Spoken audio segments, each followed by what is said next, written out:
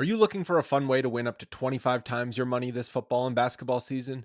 Test your skills on Prize Picks, the most exciting way to play daily fantasy sports. Just select two or more players, pick more or less on their projections for a wide variety of stats, and place your entry. It's as easy as that. If you have the skills, you can turn $10 into $250 with just a few taps.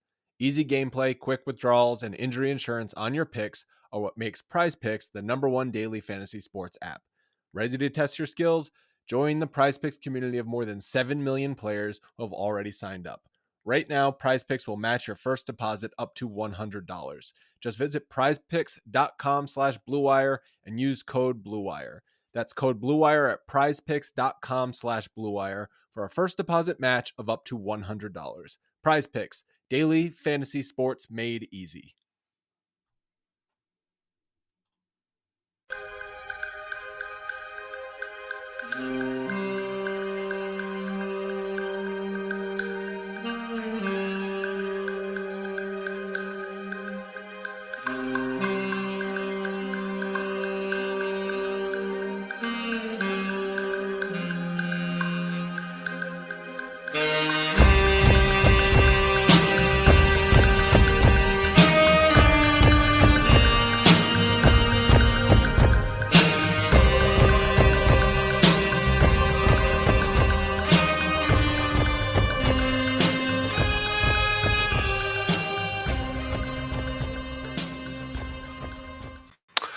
Hello, welcome to Pod Maverick Mavs Party.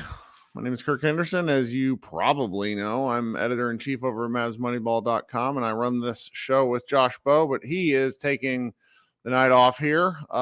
This is our fan participation show, where if you want to come up on the show here and talk a little basketball with me, now's the time to do so. The Dallas Mavericks just defeated the Los Angeles Clippers 144-116. It was a ridiculously entertaining show, in my opinion, in the sense where the Mavericks just destroyed the Clippers in the second quarter in a way that I haven't seen in a long time. We're having a lot of fun here talking basketball because the Mavericks have gotten off to a absurdly good 8-2 start. I'm trying to figure out how to send a couple of my friends the show, so that's why I keep looking down at my phone. But in the meantime, I'm going to be joined here by my guy, Krishna. Krishna always closes the show for us because he joins the show late, but now he's here early, so we're going to let him fire off some of his takes. Krishna, how you doing tonight, buddy? Kirk, how are you? I am really good. What's going on? That's good. It's good. This is one of the weirdest games to have missed. I feel horrible. I missed You missed the game? I missed like the first two quarters. I came through like half the explosion. Okay. I missed the explosion. So like I saw the first like 3 minutes and I was like, this is gonna be a long day. Where it was like 8-3, it was like 15-9. And I was like, this is gonna be a long game. And then I came back after 7-2. Maybe I don't really remember what it was, but I was just thinking this is gonna be long. And then I came back to the third and I saw the halftime score. It was like 77-52. And I went, I don't know what happened, but I guess Derek Lively happened. And look, if you look at the box score, his stat line isn't great, but you can see the impact this guy has. Like he is a rim presence this team has not had since Tyson Chandler easily. And I think back to all the offseason conversation. We need to get a starting center. We need someone more experienced. And I don't think any of that talk was wrong in that moment. But I'm very glad that Derek Lively has disproved that talk, that we need a starting caliber center. And that now you're just realistically, you're just looking at someone who's capable of filling in if, a Toronto situation happens. And I think that's positive that we're not. So far, a lot of the things that this Mavs roster needs help on, I don't think are impossible things to get or things that compromise the future in a way. Or some of it is just inner development, right? Like, I think that's the positive you take away from a blowout win, which that's a miracle. It looked like it was not going to be a blowout at the end, but you know what? Fairs for that. Oh, yeah, it was a lot of fun. Lively played a pretty impactful game. I think the guy who really kicked the fires was Kyrie Irving, who really shot the lights out from three and sort of helped blow the game open, pressing the pressing at the right points to kind of bring things to a good start. It was a lot of fun to watch Kyrie finally have a game early where he's had moments like 2 to 3 minute stretches where he looked brilliant, but this was the longest that he looked amazing this season. I was really delighted for him. But you're right about Lively. The Mavericks once again got smoked points in the paint, gave up 62, but there's just elements of him being huge that helped out in ways that hadn't happened in that Raptors game, and you could just see how much they missed him. I mean, 42 of those were in the second half when Right. the game was just non-competitive, which I think, that's still not great, but it shows. And I think, yeah, you're completely right? It's something you talked about in the offseason. You want Kyrie to be the guy that starts the game hot, and Luka just bludgeons you to death in the final minutes. And that's kind of what this was, almost in a sense. I think a little bit earlier in the bludgeoning where Luka kind of did it in the second quarter, but it's kind of what you talked about. And I think, I would have been more concerned for Kyrie if the guy wasn't this experienced at this level. And if it didn't feel like if it felt like really bad, right? Like he had spurts and moments. And I think, especially in the fourth quarters of games where it felt like, okay, he's still scoring, right? It just feels like he hasn't been as aggressive as he could be. And like you pointed out, he was just aggressive in the first quarter and aggressive in the moments he needed to be, which is kind of what you want, right? And I think it's a game where your two superstars, yes, scored 60, but it's a game where they scored 60 and you didn't feel like you didn't feel despair, right? You felt like, oh, cool, they scored 60, right? Well, and there's earnestly a lot of room for growth for Kyrie because I just went and looked at his game log. He has one game this year where he shot more than 50% from the field. The hallmark of Kyrie Irving's game that isn't discussed often enough is his efficiency. He is an efficient scorer from the field. His true shooting percentage last year with Luka during that 25 or so game stretch was the highest it's been. If you extrapolate that over the course of the year, it would have been the highest it's been for his entire career. In a given season. And so it's just I still feel that there's a lot of growth points for Kyrie to hit in the scoring mark, and that should make everybody else really afraid because he played a very good game tonight, but I still think he has room to improve. I think that's kind of something you could say for most of this team, right? Sure. It feels like we haven't had a game really where everything clicked. It's felt like this has clicked and that has clicked.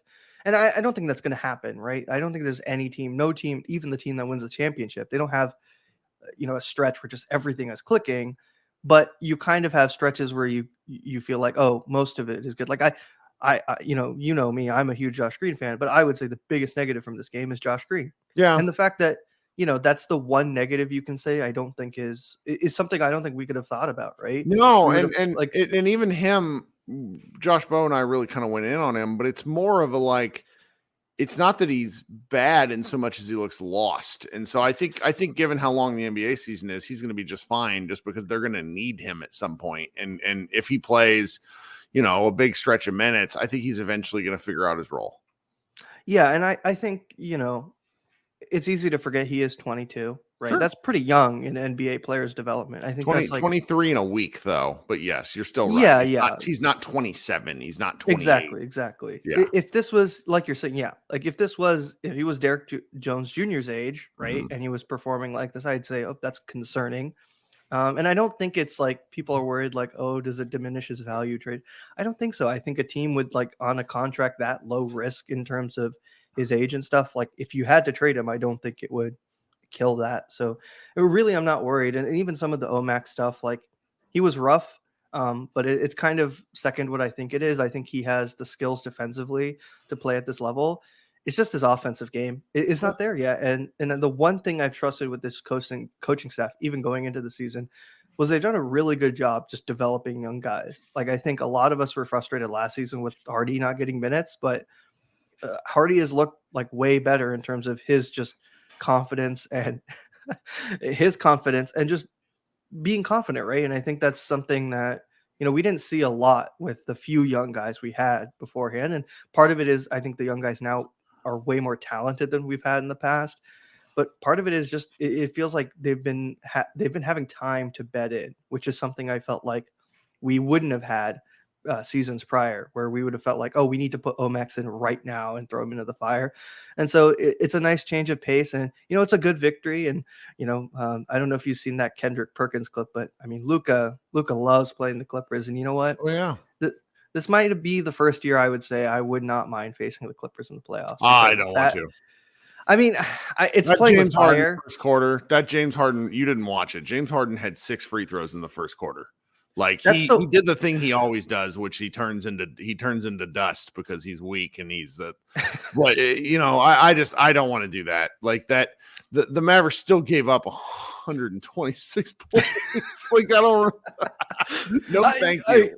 No, I mean, sure, I get it. I'm not saying they're like the first choice, but I'm saying I would feel more confident than I had been the prior times. And again, it's a very, very, very long season. I love the confidence though.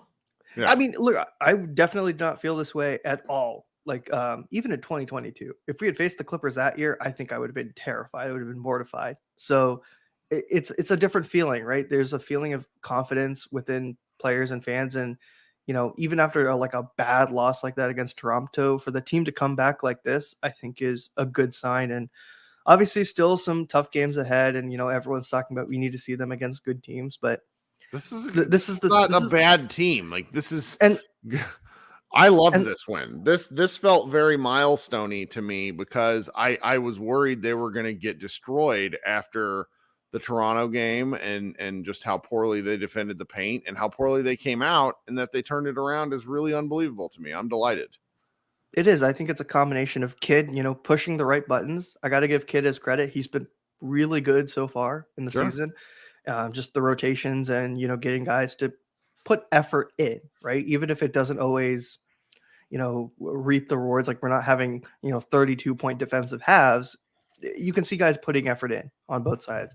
And then the players, right? They've just been executing, even if, maybe their confidence is not there or whatever, the shots are not falling. And I think it's great. So I don't really have much to complain. I'm just excited for Sunday. We'll see how it goes. Pelicans are a very interesting team. They've got it feels almost like a reverse, where it feels like the Pelicans should be better than they are. And I don't know. But they just lost to Houston. There's the Pelicans weirdness. You never know who you're going to get, and they could steamroll them. Yeah, he played tonight. He had 34 minutes, had 24 and 8. So that'll be interesting because I don't think Luka and Zion have played a game against not each other, since it was one of the really high games where like Luka and KP needed to score a ton against them, and they won. But it was a great game. It's great. So that'll be fun. Hopefully they're both there. But I think the Rockets they're a lot better than I thought they would be. Sure. I think they're much better defensively. Their offense is still a mess, but it'll be interesting. This is fun. I don't mind the in-season tournament too. I don't know how other people are feeling. The point differential stuff is interesting because that was I think an impetus to get Luka back in the game when things got a little closer, just to help close it out, and I like that. It's good. It's very European like tournament rip-offy. Yep. Where goal difference is what gets you, and it's cool, right? You don't win the group, you still have a chance, right? You just have to win your game. So it's a positive for both. So I'm interested to see what everyone else thinks, and hopefully everyone has a great night. Don't want to keep you too long, Kirk. You're the man. Thanks for hanging out. Talk soon. Yep. Take care. All right. So we got my guy Chris there, and then we got I'm sorry. We have friend of the show, Jason Gallagher. It's his birthday for another 10 minutes, I think. So we have to bring him up on stage. Wish him a happy birthday. Isn't that right, man? Yeah. And you're like 32 years old or some disgusting young age that's younger than me. How are you doing? I'm all right. I have COVID, everybody. And so I needed to interact with humans. It's nice to talk to people. Are you sequestered in your house? Yeah. It's just me and this big, stupid fucking, sorry. Me and I don't care. You can curse. Big dumb plant my wife put in our bedroom. You have to see this. If you look at the size of this. Did you name it Derek Lively? I feel like I'm in Jurassic Park or something. Anyways, we're not here to talk about this plant, but this is my desk area, and this plant is just in my business. ridiculous. I just we needed you to come back on the show so you can create more viral moments for yourself, which is really remarkable. Like, this is how you know you're good at stuff. Jason, if you follow Jason on Twitter, he turned his Derek Lively POD pun into an incredible clip that I really enjoyed, and then he had a second one tonight that he sent me. But Jason, I'm really glad you joined us. What'd you think of the What'd you think of the game tonight? I thought it was great. Obviously, very positive. Love playing the Clippers. But the difference between what I've heard you talk about and the way I feel is I don't feel like this is a huge monumental win. Ooh. I don't. But that's no shade on Dallas. Dallas has to win games like these. And them beating the shit out of the Clippers is positive. What's up to Mary back there? And the baby's over in the corner too. For we might bring him on the show for a minute. He watched the whole game, but yeah, keep going. No, but it has more to do with the fact that I think the Clippers are bad. Like, really? Bad. Yeah. I mean, look, my general feelings on the league as a whole over the last year and a half have been that, oh gosh, how am I? No, we're going. This is real life, man. Keep going. You and I just holding our babies right now. In all seriousness, the way that I feel like the league is just, I don't think that you can just super team it with Scotch tape anymore. I think the teams are too talented, and any sort of like basketball dislike of the Kyrie trade last year, at least for me, had to do with the fact that you can't Scotch tape a super team in that season. You needed him to resign, which he did, which means that it was all worth it. But you need time. And like the Clippers, I mean, it's a horrible fit. There's no continuity. They're bad. They don't run an offense either. It's like, whose turn is it? It's like Paul George. I hate to say this out loud. Paul George would make an incredible Maverick with the team that they have right now, because he's such a there's complementary pieces. And I feel like he didn't do anything tonight because it was either the James Harden show. Kawhi was good, but not great. Yeah. And they just had no answer. And granted, who does have an answer when Luka does things like that? Like that was a this time it's personal kind of game. It was incredible. Yeah, I agree. So I think that again, it's like it also was, but the thing that I liked about the game was that it was a reminder of like, Luka with a squad, and they've gone through a preseason or like a training camp and everything, like, and people are generally healthy. That typically means good things. And it was just sort of a reminder. I think it was just a reminder of how badly I hope we don't fall into traps of just trading very important rotation players. Again, I'm glad that the Kyrie thing worked out. It worked out. The Mavericks have a pecking order. That it worked out. I just think that when you look around the league and you see the continuity between some of the teams that have won, it usually they're teams that have had a training camp together. Very important pieces. It's pretty rare. Well, it's comparing the two teams. There's a Maverick pecking order, which sometimes feels a little weird, where Tim Hardaway is taking more shots than Kyrie, but the pecking order exists. Oh, here, yeah. My wife would like the baby back. I get it. All right. But that pecking order is very valuable over the course of the season because you don't have to hurt. People's feelings aren't getting hurt. You're not massaging egos, and if anything, all of us have wanted Kyrie to be a little more than he's been. And I think the reason why is because I think he's measuring how much he has in a given game, and that's just fine.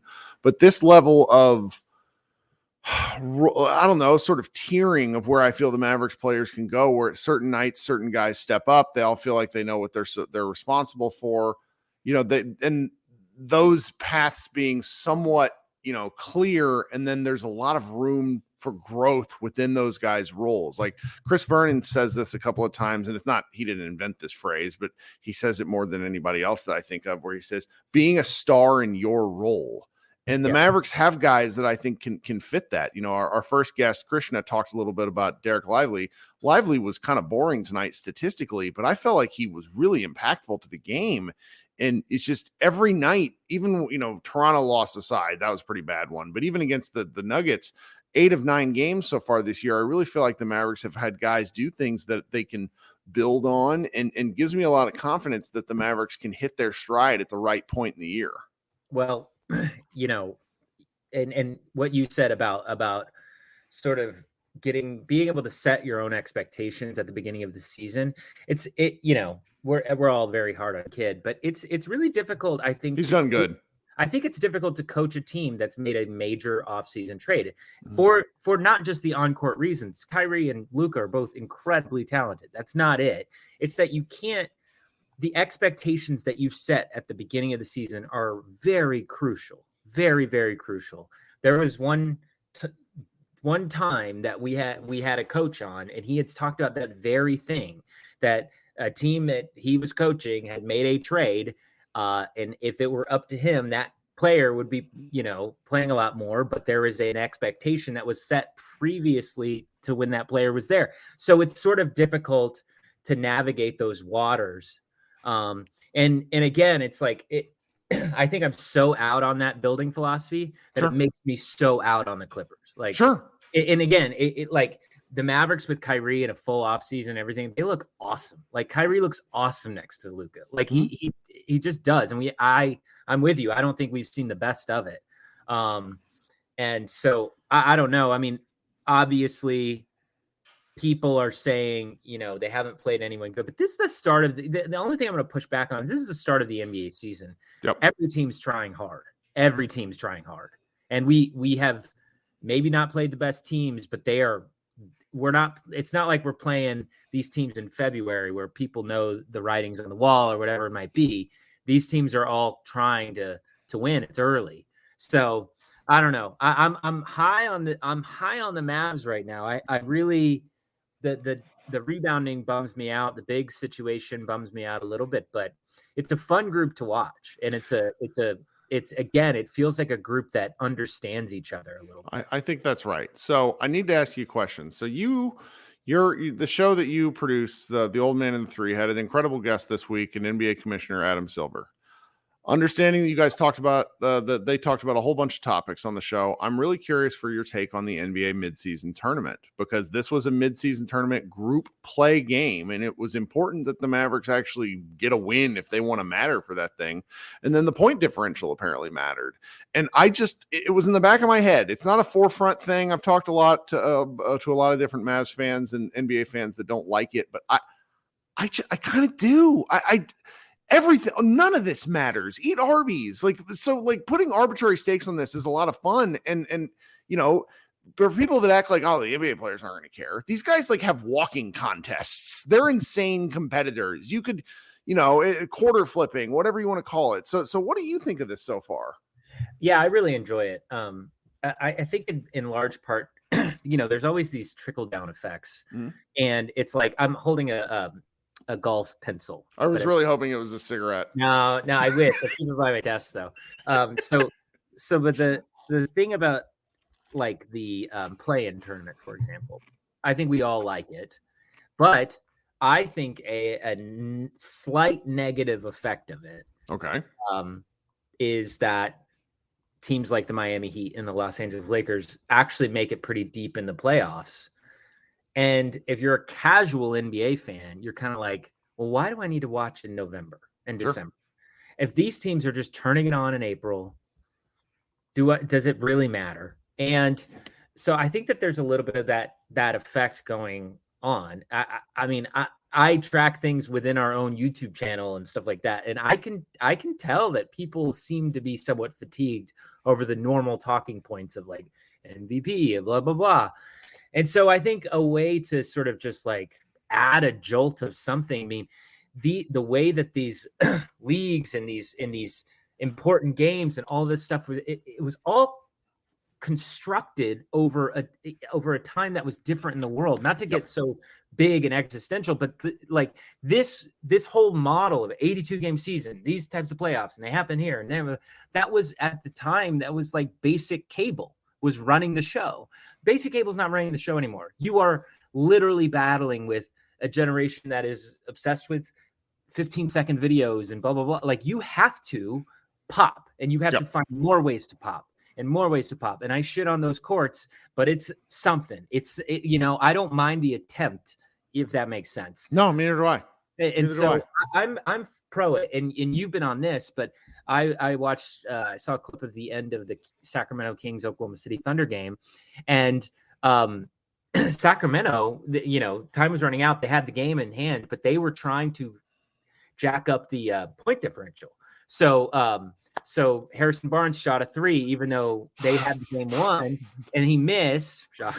And then Sabonis got the rebound, passed it to Herter, and Herter held the ball. And you see Sabonis, international player, immediately just go like, shoot the ball. Like he's like screaming at him, shoot the ball. And they had the game won. They were just trying to jack up. So I love that. I love it too. And I just think that especially come December when the games start to be really fun, I think it's going to be, I think we've seen the most boring of it, and I've quite enjoyed the most boring of it. So I'm just, there's a lot that I get frustrated with, but I will say that it's very funny for me, at least, like most of NBA fan base, and you can just see this on any of these, like not to get too deep, but only like half of our fan base listens to the show, so that's fine. On a political sphere, the NBA fan base generally tends to lean left. Okay. Yeah. So it's really funny to me that whenever Adam Silver attempts to do anything in the let's try something new, let's be, progressive in the definitional sense of the word, most of NBA fandom is like, no, adhere to tradition. We must be, and it's just like, I just don't care. Like, I want to watch good basketball. And tonight, I got great basketball in November. The Suns-Lakers game was awesome too. I mean, I don't know. This has been a great season. It's been a great season when the NBA needed one.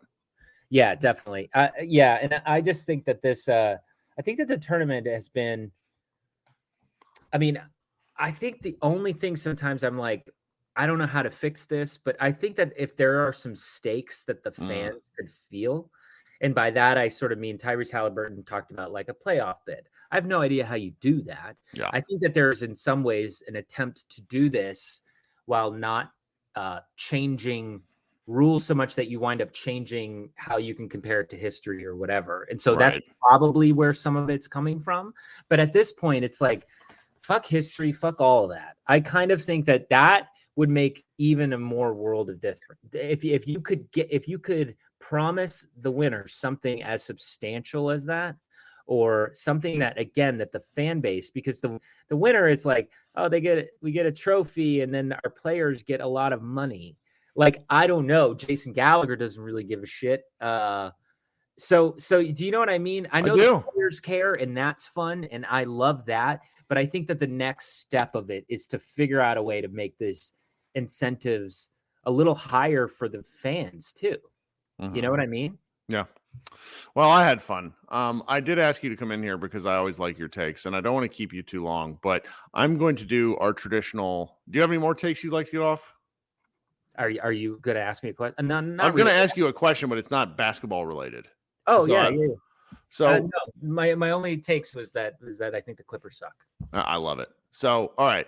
Now I'd like to do the traditional mid-show call to action, which is if you could like the stream and consider subscribing to Pod Maverick. Jason, could you tell us why liking the stream matters? Because I don't know. Well, liking the stream, it really, the YouTube algorithm is a very finicky woman. And you just gotta figure it out every day, and you gotta show it some love. And I don't know. That's a great question of why. But it does help because all of a sudden, like, if 10 of you go like the stream right now, what will happen is 6 or 7 more people will join the show, and it becomes like a perpetual motion machine. So if I'm a casual Mavericks fan and I get on YouTube and I Google Clippers Mavs highlights, if Kirk has tagged this video correctly, and if there are a certain amount of likes, the likes allow your video to sort of climb the algorithm and make Kirk's video a little bit more visible and things of that nature. So that's essentially why it's important to like. Honestly, The comments also are just helpful. Oh, So those two things are very, very helpful. So do those things. Subscribe to Kirk. I mean, look at him. He's got a freaking baby. He's just crushing it right now. How could you not like this YouTube channel? we're multitaskers over at Mavs Moneyball. So, Jason, you're the best. Thanks so much for spending part of your night with us. Hope you feel better and happy birthday. Thanks. All right, have a good night.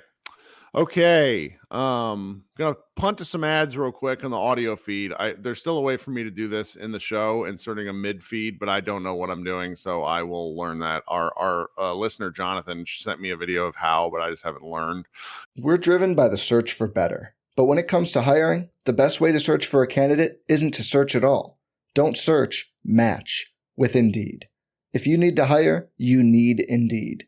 Indeed is your matching and hiring platform with over 350 million global monthly visitors, according to Indeed data, and a matching engine that helps you find quality candidates fast. Ditch the busy work. Use Indeed for scheduling, screening, and messaging so you can connect with candidates faster. And Indeed doesn't just help you hire faster. 93% of employers agree Indeed delivers the highest quality matches compared to other job sites, according to a recent Indeed survey. One of the things I love about Indeed is it makes hiring all in one place so easy and streamlined so I can spend more time on the rest of my business. Leveraging over 140 million qualifications and preferences every day, Indeed's matching engine is constantly learning from your preferences. So the more you use Indeed, the better it gets. Join more than 3.5 million businesses worldwide that use Indeed to hire great talent fast. And listeners of this show will get a $75 sponsored job credit to get your jobs more visibility at Indeed.com/Blue Wire.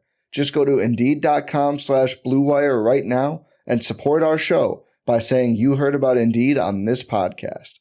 Indeed.com/Blue Wire. Terms and conditions apply. Need to hire? You need Indeed. Saturday, Christmas comes early, only on Peacock. Unbelievable! Bills, Chargers, an exclusive NFL game live in primetime. Saturday, 7:30 Eastern, exclusively on Peacock. Coming up next is Chris, who's waited longer than he's ever had to wait to join this show before. Chris, what's going on, my guy? No, I've waited longer before. There are times I've been at the very end when we're doing those Spotify lives. Yeah, hanging in there. Congrats, by the way, on the new addition to your family. I haven't had the chance to say this yet. So thanks, buddy. Appreciate it. Yeah. I guess I haven't had many shit because I was just like so whooped. I should have done if I would have done one the night of the Denver, because he was born the day before the Denver loss. I should have done one that night just to see how much I could get away with. But I didn't want my wife to kill me. My second child, it was easier to go. The first one, my son. Oh my gosh, it was brutal. The first 3 months. That's where I am. So, but with this game, God, it didn't feel good at first, but I swear to God, it feels good to take him to the woodshed and stop a mud hole. And then, man, the way Luka is averaging 33.2 points a game against the Clippers.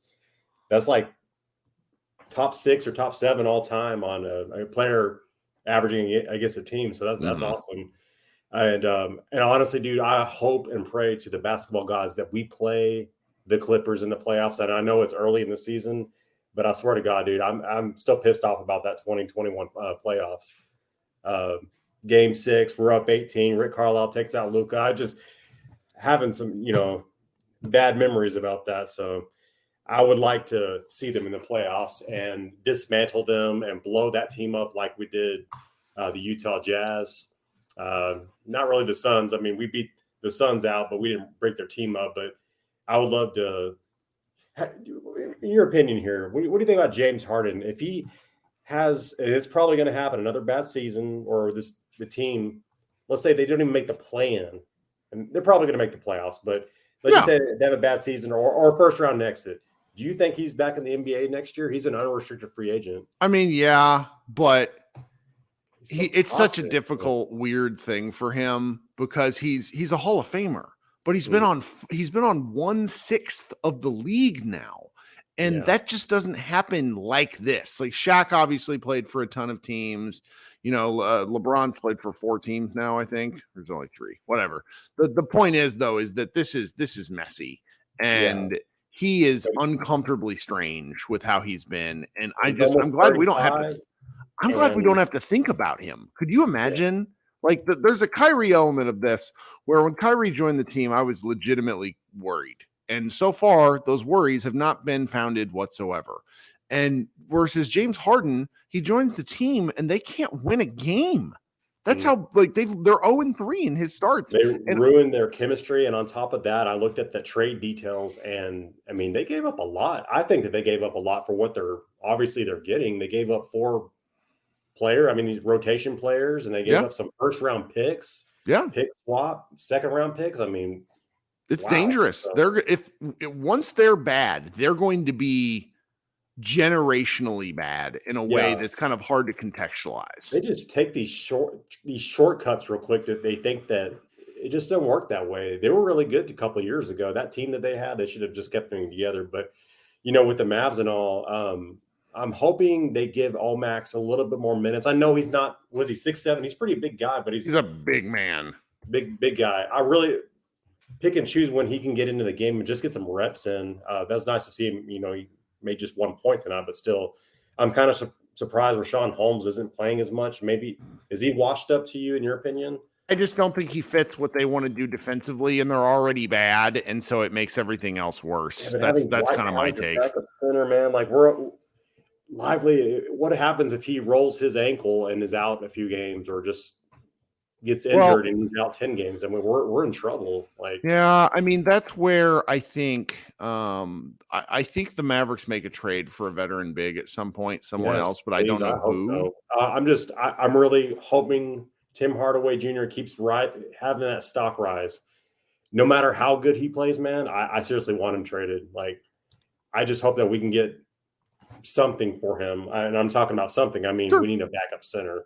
Sure. And, throw Josh Green in. It just depends on what we can get. But what do you think about a player like Daniel Gafford? Someone just I would have loved him as a period like that. There's like 9 dudes you could list off, and I'd probably go, yeah, sure. But if you try to go for Washington, they're not even going to be a good team. Like, they would want draft picks. They're not going to want right. I mean, I don't know. We should, and I'm of what Jason Gallagher just talked about a little bit, where he's like, I don't like how the Clippers have built. I think the Mavericks need to have draft picks in reserve.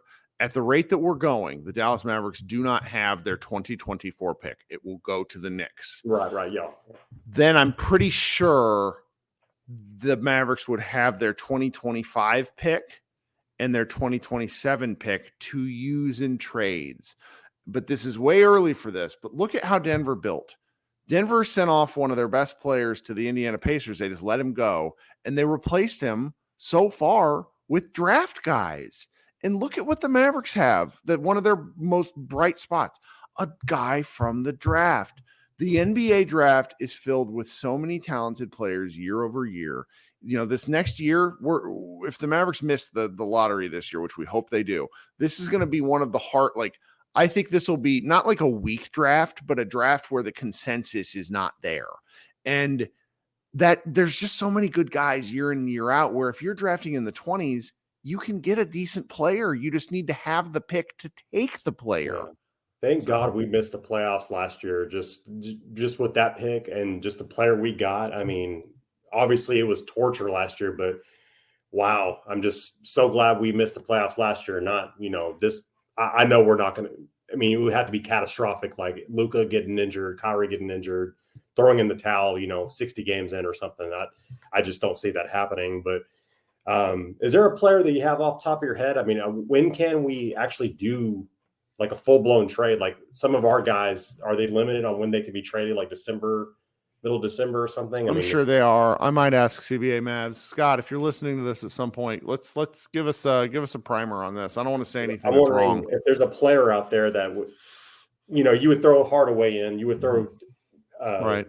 Josh Green in, maybe even, I don't know. I like Derrick Jones Jr., but if you got to. Nah, he's too cheap to trade. Like, his salary's not enough. Okay. That's the real hard. So yeah. But yeah, we just need to keep racking up wins like we're doing. I mean, if we say we're 7-2, I mean, I'm in the beginning of the season. I mean, it's like we're starting out good. We're beating bad teams. I mean, we lost against Denver by 9. I mean, and they were hitting all the shots on us. And then even in that last game against the Raptors, I mean, didn't have Lively. So I'm not making excuses, but if Lively's not in the game plan against the Mavs is just attack the basket, because Dwight Powell's down there. We've got to get a backup center. So all the other teams that are playing us are not going to go in that mindset where we can just drop, just attack the basket because it's Dwight Powell down there. So yeah. But so Brian Davis, shout out to him. Did you see that pregame rant he did on James Harden? Yeah, I did. I liked what he was going for. It's not my thing.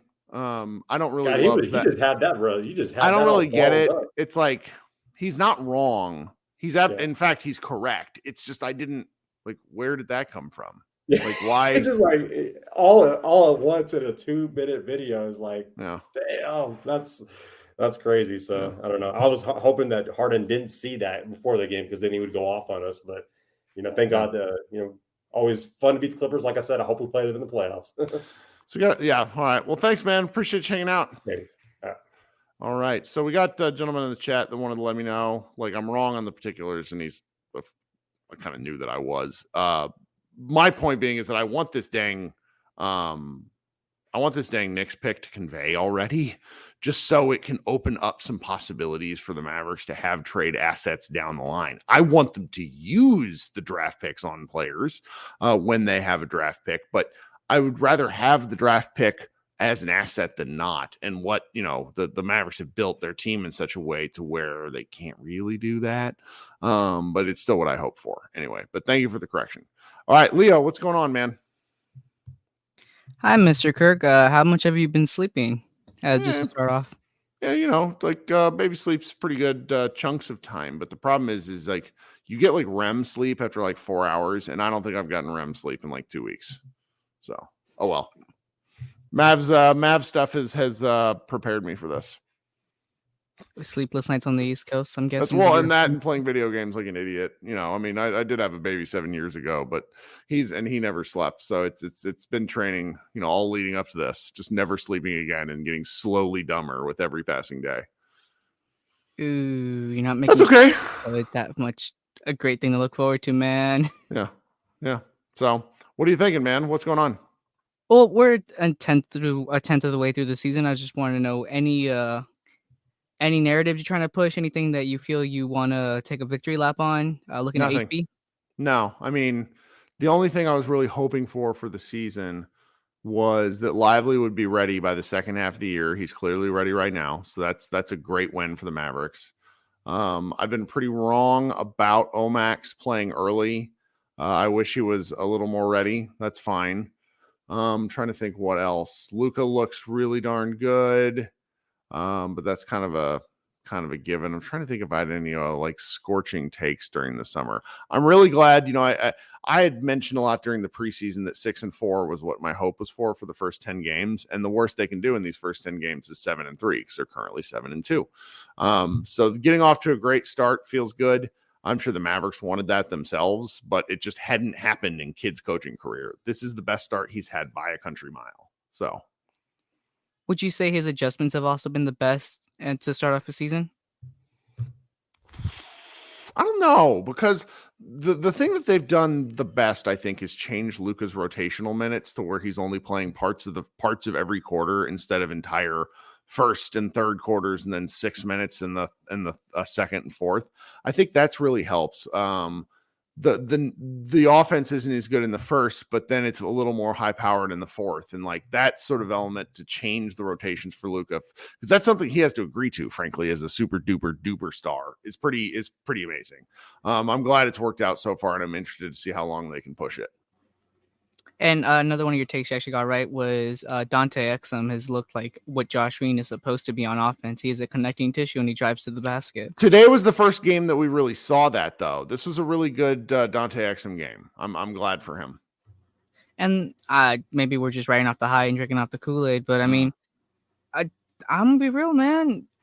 Omax didn't look horrible on Kawhi. He was a big body, and He's honestly, such a big guy. big bodies. Mm-hmm. I even if they're playing him at power forward, I just want to see some minutes with him. Maybe he doesn't need to get the ball in situations where he can shoot or do anything, but just being an enormous person is of value.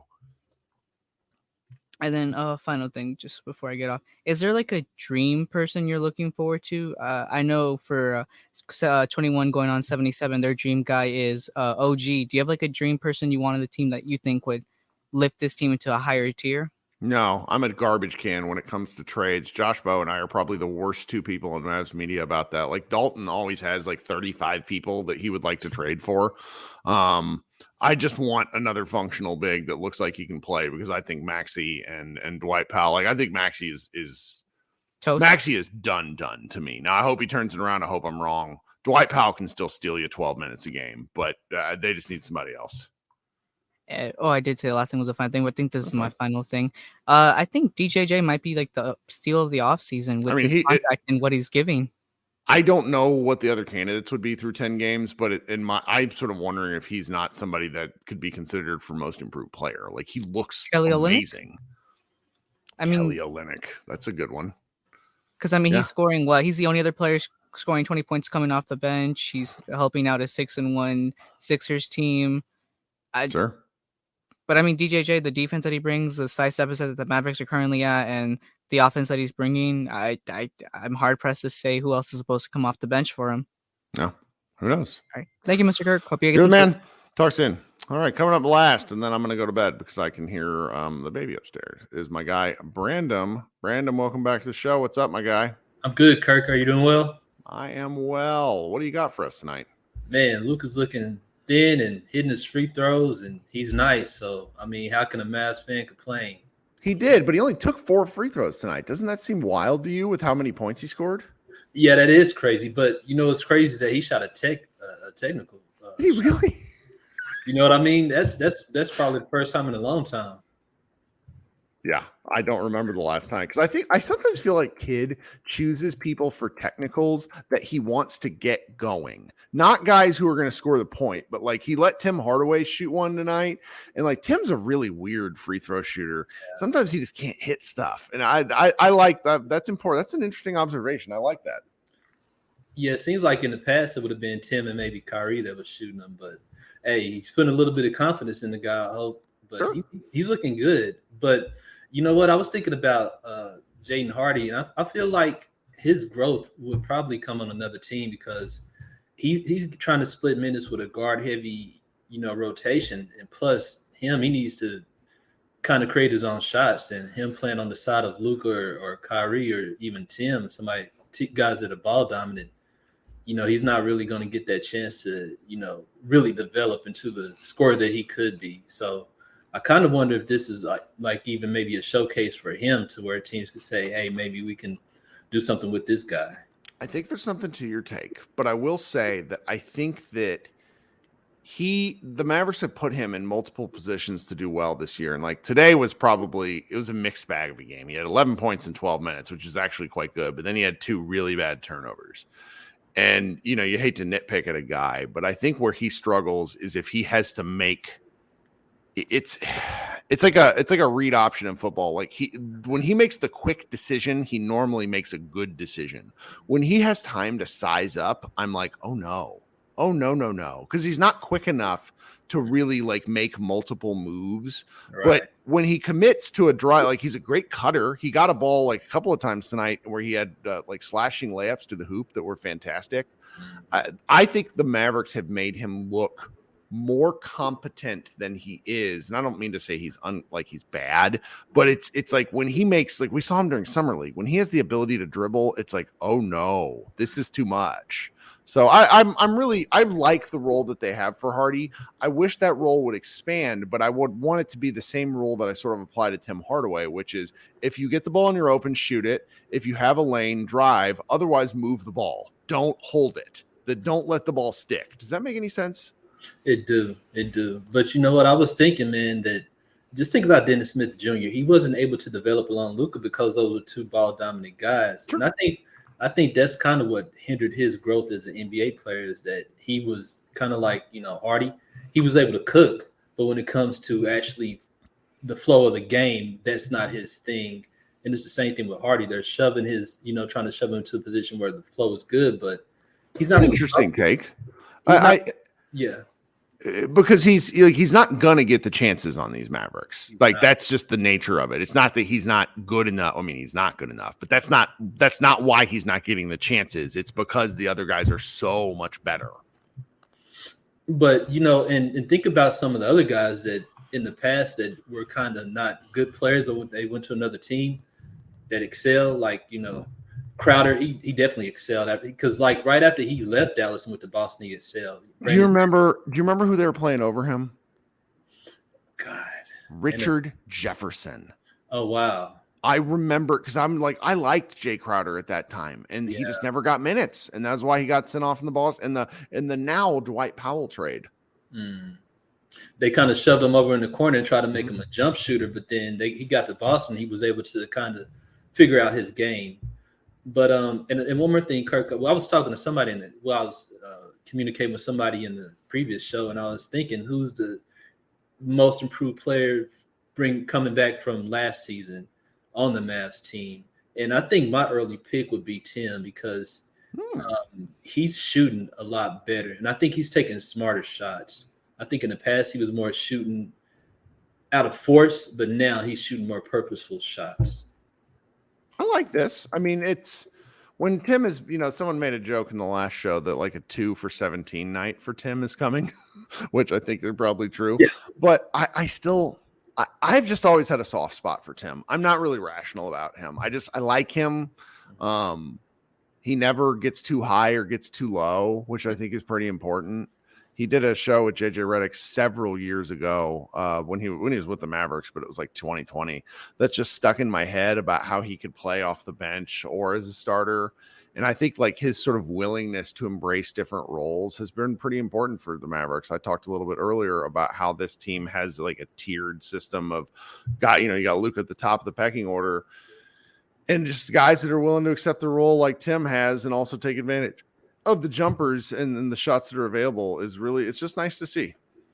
It is nice to see, but it's also nice to see that Dallas isn't going for the home run. I mean, like Denver has good players, but think about this. They have role players too. Dallas has 2 good players and they have a bunch of role players. So I feel like as long as they don't try to hit the home run and just shit everybody else, they can progress a lot. Well, and like they got Aaron Gordon. Like my friend Talk over at D Magazine one time used the example of like, well, the Aaron Gordon trade has not been there for the Mavericks. Well, like Aaron Gordon was coming off of a contract where he was paid as the 1A guy for a team when his best served as the third option. Right. And they didn't want to pay him that money because he shouldn't have been that person. Like there hasn't been a guy like that for the Mavericks because until the Mavericks got Kyrie, they didn't have a second guy. So it's like you don't want to overpay for the wrong second guy. It's like building guys that fit into their roles is important. And like the Nuggets just have they're so deep and they got lucky with MPJ because I don't know if you remember this, but Michael Porter Jr. was for the most of the year, at least in the United States, like high school, he was the number 1 high school player of that group of guys. Right. The only reason he slipped in the draft is because he had an ACL tear and then he had back problems. Which have basically like the back problems have continued to work. Like he's worked through them, but like that's risky. And you got to get lucky sometimes in the draft. That's why like all of us still kind of get bitchy about, Desmond Bane because that would have been a luck pick. Like sometimes it's just good to be lucky. So yeah, I don't know. I'm pretty delighted about where the team building has gone though, because I went from being very concerned about their long-term ability to like build a team and navigate out of a corner. And now I feel like they have a lot of opportunities, but I don't want them to sell on anybody right now. Like I like this team. And it would be sad for them to sell. I mean, to like let go of these guys where they're so young and they're still in the developmental stage. And I mean, like why sell them when you can actually develop these guys into what you want them to be, into some type of Mavericks culture. Either in front court or kind of that guard heavy rotation, letting them go before really seeing what their upside is. Sure. Well, I mean that's why the Josh Green of it all. I've had lots of people like messaging me tonight on Twitter where it's like we got to move him, and I'm like Josh Green turns 23, so it's now the 11th. He turns 23 on Thursday. Like, like as much as he drives me nuts, I'm not moving Josh Green this year. Not unless it was an absolute home run. Like the guys we got him under a deal that you want to see what guys are capable of. Where the Mavericks have made mistakes in the past is they didn't move Maxey when they could have. They didn't move, they ended up getting Kyrie for Dorian Finney-Smith to a degree, but they had to send a pick along with it. It's like, sometimes you got to get lucky in trades. That's one thing we don't talk near enough about, is that like there's a lot of luck involved in this sort of stuff. And one more thing, Kirk, if you think about just like the Mavs, just history, like a lot of the players that ended up being good, they weren't great as young players. Like Devin, he missed a lot of shots. Berea couldn't get off the bench. Even, a lot of if you go back to like Sam Perkins, he didn't get a lot of time until he, kind of that last year before he went to the Lakers. But I mean, it just took time for those guys to develop. And, right now we have that raw talent. And this is like, once again, what if? And if they let it go, it'd just be another, mistake by the Mavs letting go of potential talent. So I'm just kind of hoping that, knock on wood, Mark doesn't go for the home run like he typically does, and you try to let these guys kind of gel into something. That's right. Well, and so far that something has gelled at a 7-2 start. I'm feeling really delighted about the way the season's gone. Yep. Shout out to Skinny Luka. That's right. That's right. Well, Brandon, thanks so much for joining. Thank you, Kirk. All right, team. This has been a nice show. 45 minutes, 50 minutes is a great length. I'll be back on Sunday night. We have an earlier game, so we'll probably maybe talk for a little bit longer. Who do they play? I should know this. Oh, well, they play somebody on Sunday. It'll be me and Josh back on the show. Head over to MavsMoneyball.com. We got a piece coming up from Isaac in the morning that I'm looking forward to about that really great run in the second quarter. We'll have a couple of other posts. Thanks so much for spending time with us. This has been Kirk Henderson of Mavs Moneyball and Pod Maverick. Please remember to like, subscribe, leave a comment, and or leave a review. Talk soon, guys. Bye. Go Mavs.